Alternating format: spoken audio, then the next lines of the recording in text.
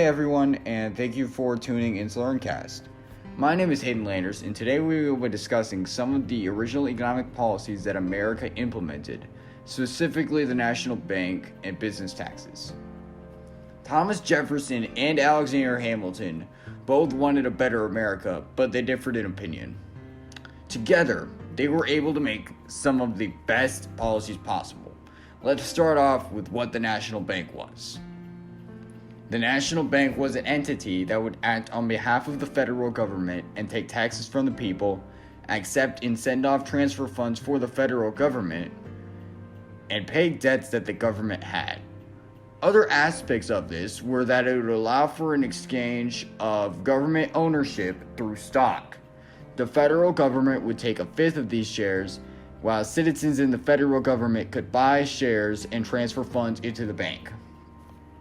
Alexander Hamilton felt that this was an essential process in order to pay back the rising national debt that had increased exponentially due to the Revolutionary War. However, Thomas Jefferson did not like the National Bank because he felt that if the bank was owned by the government, it would end up monopolizing the financial industry.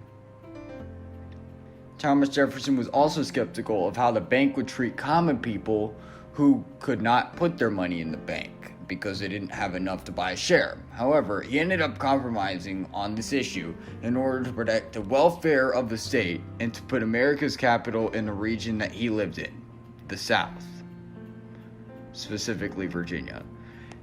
And now let's focus on the business tax policies that Jefferson and Hamilton had. Thomas Jefferson based his agenda for helping the common man. Alexander Hamilton wanted to help the elite in society and make them more money. These factors influenced their opinion on business taxes. Alexander Hamilton had the right idea in creating an import tax policy that benefited American companies and put restrictive tax tariffs on overseas products. Another thing that Hamilton did to benefit Americans economically was to stimulate manufacturing through government subsidies. He believed that this would create a higher number of American manufacturers that were absent at the time. The manufacturers that these changes would not benefit, though, were the farmers.